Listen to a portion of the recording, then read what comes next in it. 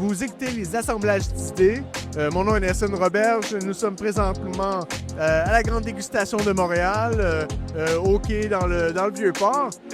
On lance aujourd'hui les assemblages d'idées, le journal, l'infolette où vous pouvez vous abonner pour pouvoir recevoir directement les nouveaux podcasts, les informations de l'industrie.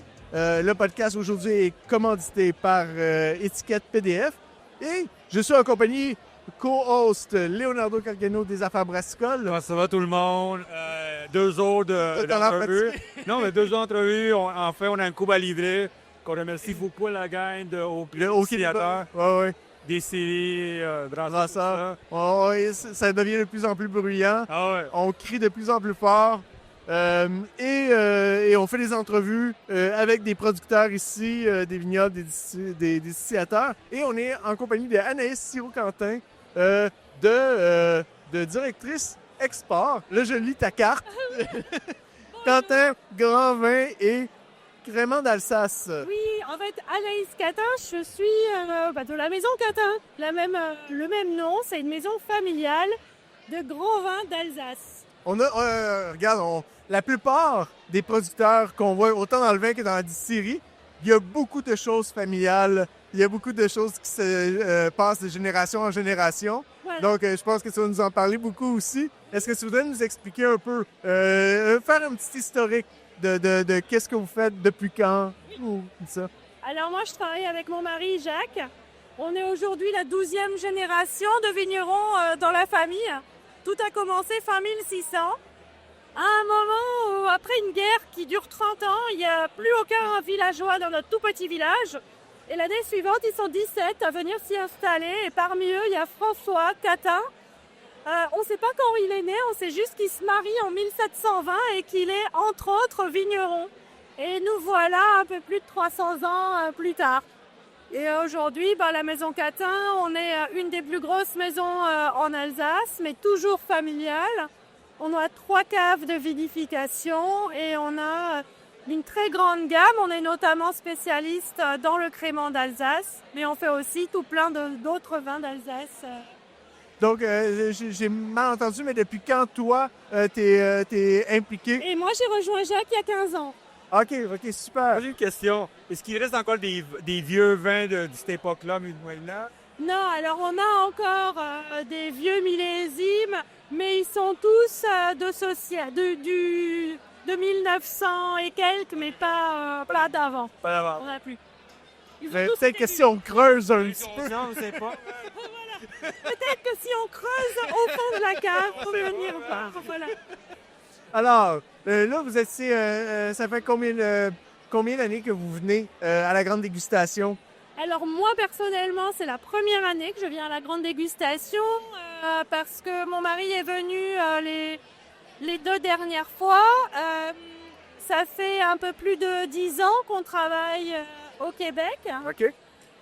Et ça fait, mais depuis, c'est plus récent que nous avons des vins à la SAQ. Ah, OK. Maintenant, en ce moment, on essaye de venir animer le marché au minimum 1 à 2 fois dans l'année. Et donc, ravi d'être là ce soir. Dans combien de pays vous êtes distribués? Dans 50 pays. Dans 50 pays. Et là, comparaison du Québec par rapport aux autres pays, c'est quoi les difficultés que vous retrouvez la plupart du temps? Parce que là, ici, on sait, il y a beaucoup d'enjeux. Bon, c'est un truc gouvernemental. Il y a beaucoup de permis, il y a beaucoup de façons de faire. Est-ce que vous retrouvez un peu les mêmes choses un peu partout dans les pays où vous allez? Alors, je trouve que sur des marchés matures, c'est-à-dire des marchés qui ont vraiment une vraie culture du vin, et le Québec en fait partie, on se rend compte que les enjeux sont assez communs, quel que soit le marché, en France, au Québec, ailleurs en Europe. Le consommateur est souvent à la recherche vraiment de plus d'informations sur le produit. En fait, le vin, en plus, c'est quelque chose qui se consomme, donc il a besoin de savoir comment il est produit, qui le produit. Donc nous, c'est quelque chose qui nous parle en tant que maison familiale. On a d'ailleurs développé dans notre maison, on a construit il y a 8 ans une cave dédiée à l'œnotourisme parce que pour nous, c'était vraiment important que les visiteurs puissent venir chez nous, voir comment on travaille. On souhaitait vraiment avoir une grande transparence par rapport à ça. Et aussi, pour pouvoir mettre aussi en avant comment on travaille, on s'est aussi lancé dans la certification. Donc, on est en bio depuis 10 ans, certifié bio. Ça, c'est des enjeux qui, pour nous, nous parlent. Mais en même temps, je pense que le fait de montrer que derrière notre bouteille de vin, il y a une famille, il y a un investissement familial. C'est pas juste une marque, mais c'est des gens, en fait. Et ça, je pense que c'est quelque chose qu'on retrouve d'autant plus sur des marchés où le consommateur est assez éclairé et souhaite consommer des choses qui lui ressemblent. Mm-hmm. Avant de t'impliquer à travers le vignoble et tout ça, j'imagine que tu as appris des choses, comment tu es devenu... Comme l'intégration d'arriver là-dedans, dans cette business-là de vin et tout ça, c'est particulier? Alors moi, je suis un peu tombée dedans par hasard. Mon mari et moi, on se connaît depuis qu'on est enfant. Mais voilà, on ne s'est pas marié enfant, je vous rassure. Du coup, on a chacun fait notre vie. Et puis moi, j'étais d'abord partie dans une toute autre industrie à l'étranger. J'étais aux États-Unis. Et avec mon époux, quand on s'est rapprochés, on a décidé d'allier nos deux savoir-faire. Lui, il avait vraiment le côté technique. Il était allé faire des vinifications dans différents endroits en France, en Autriche, aux États-Unis, dans la vallée de Sonoma. Et moi, j'avais le côté plus business, marketing, business, communication. Et puis, on s'est dit, mais pourquoi pas finalement allier nos deux savoir-faire pour essayer de faire évoluer notre maison. Parce que oui, je vous disais, on a 300 ans d'histoire.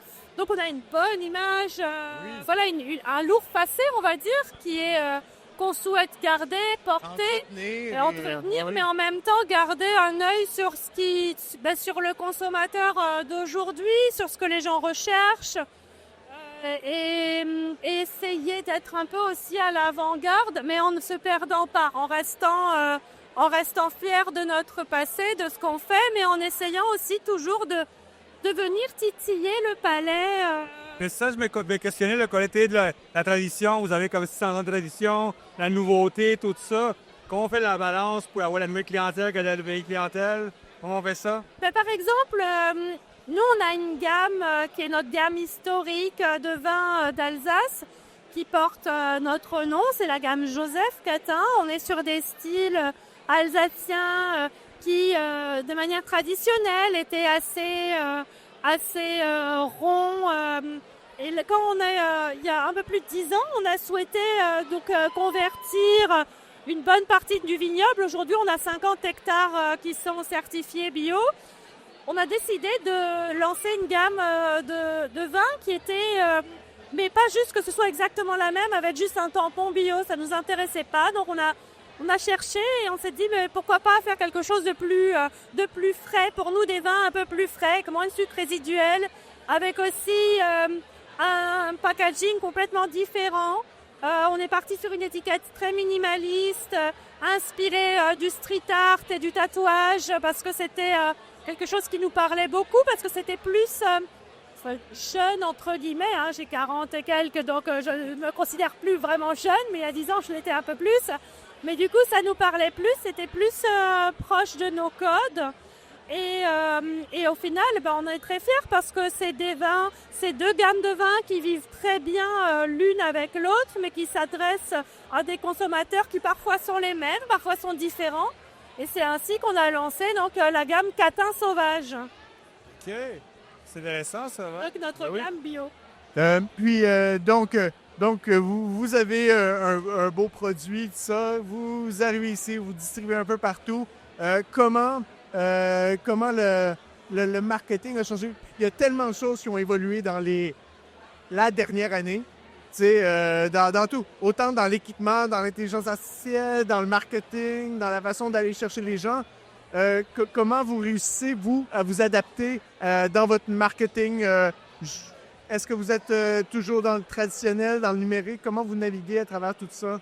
Alors nous, on essaye, en plus comme c'est notre maison, nous on essaye d'avoir les yeux, le nez, les oreilles qui traînent un peu partout. On adore, on a beaucoup de chance pour notre métier.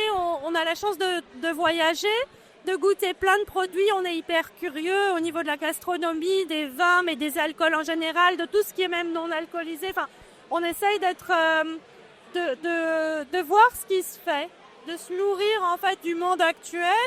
C'est vrai que l'année dernière, nous, on a lancé une cuvée notamment faible en alcool, un Gewürztraminer faible en alcool, parce que le Gewürztraminer, c'est très aromatique. Donc, en fait, quand on a moins d'alcool, ça le rend très facile, finalement, à apprécier. On va avoir des notes exotiques, mais moins le côté épicé. C'est plus léger, Donc, on a fait, par exemple, ça. Vous parliez tout ce qui est digital. On essaye de communiquer aussi sur une manière un peu plus fraîche. Donc, je vous invite à voir, par exemple, notre Instagram. Donc, voilà, on essaye en tout cas d'être dans le présent des gens. Nous, en tant que maison familiale, ce qui est hyper important, c'est la convivialité.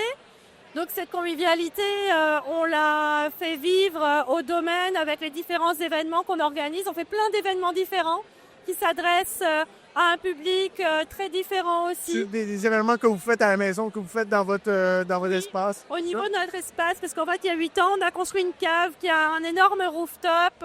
Donc on fait des événements l'été, on fait des événements l'hiver, des choses très différentes. Ça peut être par exemple du vin et fromage, donc ça c'est assez conventionnel, hein. Mais là, en novembre, on va faire un sanglier à la broche et on va le servir avec des bouteilles en magnum pinot noir. Le mois dernier, j'ai fait une soirée rose. D'ailleurs, par rapport à Octobre Rose, ça c'est une démarche qui était plus à vocation caritative parce que en France, Octobre Rose, c'est une période pendant laquelle on met en avant tout ce qui est prévention contre le cancer du sein. Donc, on avait une association qui était là. Et on a pu faire un don à cette association et on était une centaine, alors plutôt de femmes. C'était plus une soirée à 98% féminin. Mais l'idée, c'est de faire des événements qui s'adressent finalement à un public qui est très hétérogène, puisque c'est la société qui est comme ça et nous, c'est ce qu'on aime. Parce que pour nous, le vin, c'est la convivialité et c'est hyper important pour nous d'échanger avec nos clients, de créer des émotions pour que ensuite ça devienne des amis, une famille élargie. En tout cas, c'est notre manière de voir les choses. Donc vous avez plusieurs vecteurs. Vous avez le côté agrotourisme, d'amener des gens chez vous. Vous avez le côté restauration, le côté distribution en magasin. Donc, c'est quoi vos pourcentages? Comment vous distribuez par pourcentage? À quel endroit vous mettez plus d'énergie dans vos canaux de distribution, disons? Alors aujourd'hui, par exemple, l'export pour nous, c'est un gros tiers de notre distribution. Ensuite, ce qui est en France, on va avoir les grossistes qui, eux, servent la restauration. Parce qu'on est, en tant que maison familiale, on est constitué de 40 employés en tout et pour tout. Donc c'est vrai que j'ai pas énormément de personnes qui sont sur la route pour aller distribuer dans les restaurants en porte-à-porte. Mais on s'appuie sur des distributeurs. On va travailler avec des grands magasins aussi. Et après, la vente directe. Donc au niveau, pour nous, en fait, c'est important d'avoir cette distribution qui s'appuie sur ces différents relais. Parce que notre volonté, quand on a construit la cave dédiée à l'œnotourisme, c'était aussi parce que j'étais convaincue que l'Alsace, c'est une région qui est très touristique. Et j'étais convaincue que des clients qui étaient des visiteurs qui vont en Alsace, si on peut à un moment leur faire toucher du doigt ce que nous, on a la chance de vivre dans notre région en disant goûte ce fromage avec ce vin. Ils passent un moment chez nous et quand ils retournent dans leur pays, s'ils peuvent trouver nos vins distribués par les distributeurs dans ce pays et que chez nous, ils ont passé un bon moment, et en fait, la relation, elle est créée. Et ça, je pense que ça n'a pas de prix. Je pense que c'est ce qui peut faire ensuite, sur du long terme, en fait, la différence, parce qu'on a réussi en effet, à créer une relation avec ses visiteurs, et c'est plus juste des clients. Et nous, c'est ce qu'on a choisi d'investir sur cette relation. Il y a combien de monde dans ton équipe de communication à l'arrière de ça? Parce que tu parles en français, tu dois parler en anglais, tu dois parler dans d'autres langues. Il faut quand même qu'une équipe assez intéressante pour parler à tout le monde. Est-ce qu'ils utilisent différentes technologies comme le AI, tout ça? Et vraiment, comment tu fais pour travailler toutes ces équipes-là pour avoir des connexions avec différentes personnes? Ça? Alors, du coup, l'équipe qui travaille notamment au niveau de la propriété, qui, elle, reçoit les clients, ils parlent français, anglais, allemand, parce qu'on est aussi en Alsace, on est à la frontière avec la Suisse, l'Allemagne. Donc, après, même quand on ne parle pas la langue, on arrive à se faire comprendre aussi. Mais on essaye en tout cas de pouvoir en effet accueillir. Et là récemment, je regardais, on a une trentaine de nationalités différentes qui viennent de manière régulière au domaine. Donc, Après, on a beaucoup, alors des Nord-Américains. On a beaucoup parce qu'il y a d'ailleurs des compagnies de croisières qui font des croisières juste à côté, les croisières sur le Rhin. Elles ne s'arrêtent pas très très loin de chez nous. On a bien sûr beaucoup d'Européens, mais après c'est assez surprenant, on a beaucoup de Brésiliens, des nationalités qui viennent vraiment de L'équipe est quand même une grosse équipe quand même, il y a tout ça. Après, oui et non, parce que par exemple sur la propriété, l'équipe elle est composée de 5 personnes, donc on essaye on essaye tous d'être très polyvalents. Mais sympathique, parce que je comprends, parce que moi je parle beaucoup avec des compagnies qui vont à l'international ou du monde qui reçoit comme chez vous, au coup de tourisme. J'ai vécu en Espagne, puis je me rappelle qu'en été, je vivais dans un village qu'on était comme 5000 personnes, puis en été, on était un quart de million de personnes. On avait des Allemands, des Hollandais, tout ça. Puis dans le temps, on n'avait pas la conscience de parler à tout le monde, parce qu'on n'avait pas les communications Facebook, tout ça. Ça va être quand même intéressant de voir comment tu peux utiliser avec les réseaux sociaux, tout ça, discuter avec ce monde-là, tout ça. Par exemple, nous, l'été, comme on organise beaucoup d'événements, les événements, on essaye d'en faire un relais, on en fait la communication à la propriété, on essaye d'en faire la communication auprès des relais, c'est-à-dire les hôtels, les Airbnb, tous les gens qui peuvent accueillir du monde. On essaye de les sensibiliser à notre offre, à ce qu'on va proposer, parce que pour eux, c'est aussi pratique de savoir où est-ce qu'ils peuvent orienter les familles qui vont venir les voir. Et on essaye aussi de mettre en avant sur les réseaux sociaux, ça c'est un peu plus simple, en anglais, en français. Mais l'idée pour nous, c'est d'essayer de faire rayonner en tout cas ce qu'on fait localement et même plus loin. Ok, nice. C'est quoi la grosseur de votre compagnie? On fait combien de bouteilles par année, tout ça? On fait un peu plus de 4 millions de bouteilles par an. Donc ça fait de nous la plus grosse maison familiale en Alsace. OK. Vous avez combien de produits en... On a un peu plus de 50 cuvées uniques par an. Chacun, vous donnez de l'amour à chacun pour que tout le monde s'endort. La même quantité d'amour à chacun. Ben c'est ça, parce que, vous avez, comme tu disais, vous avez des produits classiques, des nouveaux produits, tout ça. Chacun a une discussion différente avec oui, ça. Oui, complètement. On a même des vins parfois qu'on fait, parce que mon mari se dit, cette cuvée, elle était vraiment exceptionnelle, donc on va garder, on va tout mettre dans une petite cuve, et on fait des cuvées en édition ultra limitée, avec des bouteilles numérotées, où il n'y a même pas 1000 bouteilles, puis des cuvées en plus grande quantité. Donc on essaye vraiment de... En fait, c'est toujours assez intéressant de se dire qu'on essaye d'avoir un cap. Le cap, c'est là où on veut aller, c'est ce qu'on veut proposer à nos clients. Et puis après, on produit du vin, donc avec les aléas que peuvent faire un climat, un millésime. Donc on essaye d'aller dans une certaine direction, mais avec la capacité qu'on peut avoir au jour le jour. Vous avez... La taille humaine, donc c'est vraiment aussi le vecteur qui joue ça différent. Vous avez une grosse équipe, vous avez une grosse production. Ça amène un tas de défis et de façons de bien gérer les choses. Donc, comment vous réussissez? Est-ce que vous mettez en place, disons, pour on n'aime pas ça sur dire la gestion des ressources humaines, mais des gens qui travaillent avec vous, des humains qui travaillent avec vous. comment vous réussissez à... Parce que j'ai l'impression que je ne sais pas si c'est la réalité chez vous, hein, mais le roulement du personnel est vraiment, vraiment important en ce moment. Les gens commencent à travailler en quelque part, ils partent un an après, ils s'en vont ailleurs, il faut tout le temps trouver des nouvelles personnes. Je ne sais pas si c'est votre réalité, mais comment vous réussissez à gérer ça? Puis, dans un autre temps, la gestion de la production qui est aussi grosse que ça avec l'évolution des technologies puis l'évolution de l'équipement. Est-ce que vous êtes tout le temps à l'affût de comment... qu'est-ce que vous avez besoin pour que ça aille mieux, tu sais? Alors nous, c'est vrai qu'en tant que maison familiale, avec beaucoup, avec beaucoup de générations, pour nous, le plus important, c'est l'humain. C'est vraiment la valeur qu'on essaye de... Enfin, c'est la valeur qui... Comment on peut mettre ça en place quand on a Par exemple, on investit chaque année, on réinvestit dans notre outil de production. Mais chaque année, ce qu'on garde en tête, c'est comment rendre le travail de nos collaborateurs plus efficace, moins contraignant. Donc, par exemple, là, on avait investi, le dernier gros investissement, c'est un robot palettiseur pour palettiser, parce que oui, c'est un travail difficile de faire toute la journée, de monter des palettes. Donc là, ça c'était un gros investissement à un moment qui était compliqué, mais c'était vraiment nécessaire. Donc on a souhaité quand même pouvoir faire cet investissement.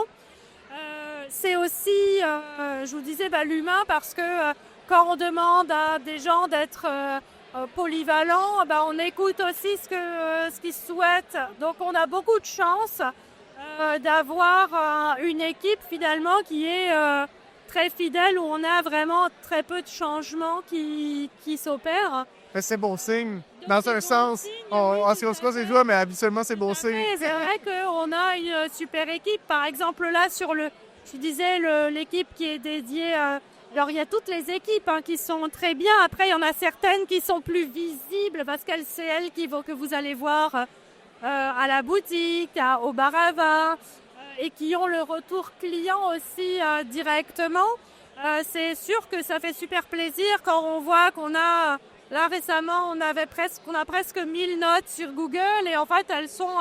si vous regardez, il y en a beaucoup qui saluent la qualité de l'accueil. Donc c'est chouette, oui, parce que ça veut dire que nous, la valeur humaine qu'on met au centre vraiment de notre gestion d'entreprise, en fait, elle est vraiment intégrée par nos employés qui la véhiculent à leur tour. Donc pour nous, c'est super. Non, oui, c'est bon. Puis au niveau de la production, dans l'équipement, est-ce que vous devez upgrader, améliorer les équipements pour avoir une meilleure production, ou est-ce que en ce moment, vous avez réussi à vous trouver un bon... Après, chaque année, on essaye d'améliorer notre outil de production, parce que là, récemment, on a fait un agrandissement dans une cave on a 3 caves de vinification. La première, c'est l'historique.